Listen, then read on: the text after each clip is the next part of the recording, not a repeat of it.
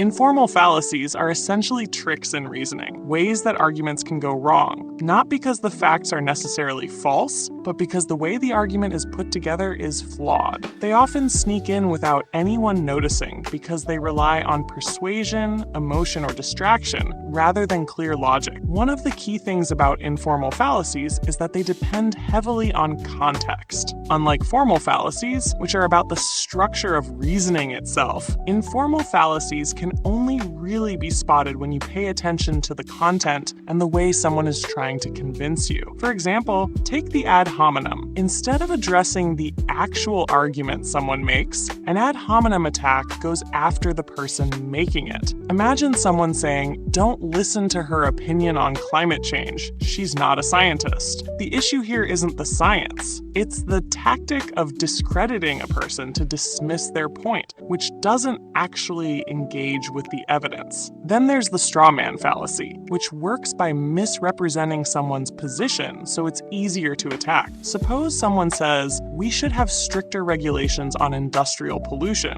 and the response is, "Oh, so you just want to shut down all factories and destroy the economy?" That's a straw man because it twists the argument into something extreme and ridiculous, rather than addressing the actual point. Appeal to emotion is another common one. Instead of using reason, the argument tries to manipulate feelings, pity, fear, anger, to get agreement. You might see it in an advertisement that shows sad animals in shelters to make you donate, without really explaining where the money goes or how it helps. There's also the appeal to ignorance, where someone claims something must be true simply because it hasn't been proven false, or vice versa. Saying, "No one has proven aliens don't exist, so they must be real," is a perfect example. These fallacies can be sneaky because they often sound convincing, especially when wrapped in strong language or authority. The important thing is to notice that the argument doesn't actually prove the point it claims to. It sidesteps, manipulates, or distracts from the reasoning itself. Once you start spotting these patterns, attacking the person instead of the argument, misrepresenting positions, appealing to feelings over facts, you gain a kind of mental immunity. You see what's persuasive versus what's logically sound, which is the whole point of understanding informal fallacies. It's not about catching someone doing wrong, it's about protecting your own thinking from being derailed by clever but flawed reasoning.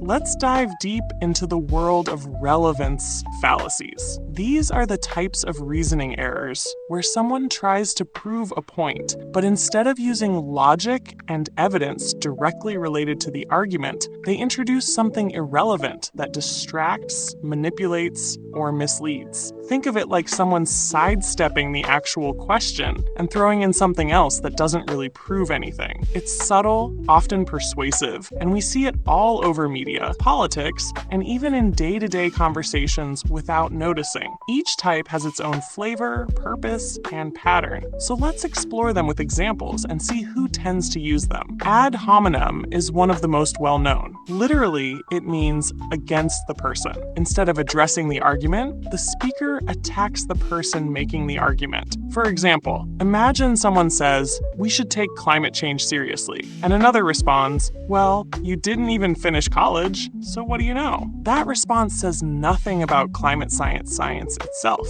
It just tries to discredit the speaker personally. Politicians and social media trolls often use this tactic because it can sway people emotionally. In real life, you see it in debates where personal attacks replace actual discussion. Then there's the straw man fallacy. This is when someone twists another person's argument into something weaker or exaggerated so it's easier to attack. It's like setting up a fake, flimsy version of someone's position and knocking it down. A classic example, if one person says, "We should have some regulations on industrial pollution," and the other responds, "Oh, so you want to shut down all factories and destroy jobs?" They misrepresent the original point to make it sound ridiculous. Media commentators, political opponents, and even friends in heated debates often use straw man tactics. You'll see it a lot on talk shows and social media threads where nuanced positions are reduced to caricatures. Appeal to ignorance is a fascinating one. It argues that a claim must be true simply because it hasn't been proven false, or vice versa. For instance, someone might say, "No one has proven that aliens don't exist, so they must be real." Or the flip side, "No one has proven that psychic powers exist, so they must be fake." This fallacy plays on our discomfort with uncertainty. You often see it in advertising, supernatural claims, or conspiracy theories, where a lack of evidence is twisted into supposed proof. Red herring is like a magician's sleight of hand. It distracts you from the real issue.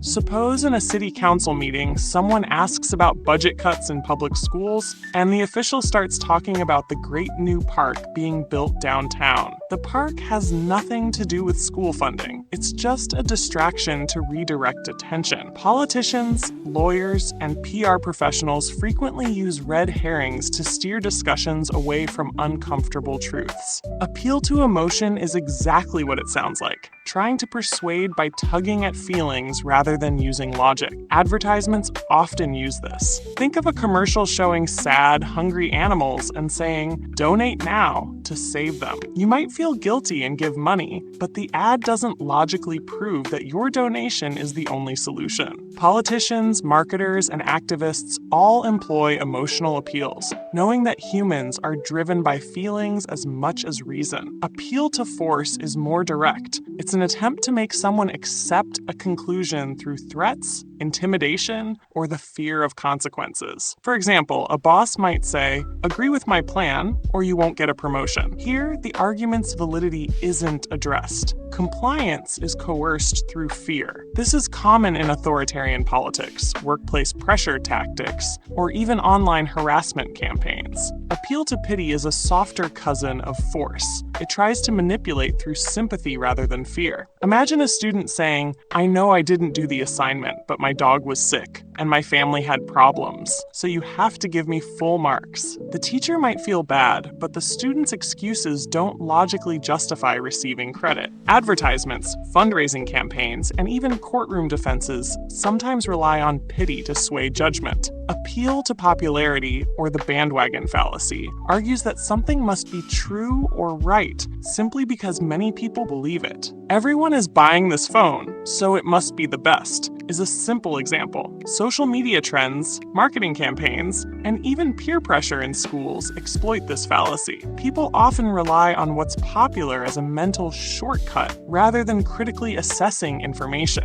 Appeal to authority uses a respected figure to validate a claim, regardless of whether that person is an actual expert in the relevant field. For instance, a celebrity might endorse a particular health supplement, and people buy it assuming it's credible. Or someone might say, "Einstein believed in God, so God must exist," which doesn't actually follow logically. This tactic is everywhere. Advertisements, media commentary, and political endorsements often leverage authority figures to convince the public. Finally, the genetic fallacy focuses on the origin of a claim or idea rather than its merits. It dismisses or accepts an argument based solely on where it comes from. For example, someone might say, "That idea came from a famous conspiracy theorist, so it must be false." Or conversely, "It comes from a Nobel laureate, so it must be true." This fallacy is common in media reporting, political rhetoric, and debates where the source's identity is emphasized over the actual evidence. In real-world scenarios, these fallacies are everywhere. Ad hominem shows up in political debates where candidates attack personal history rather than policies. Straw man appears in social media arguments,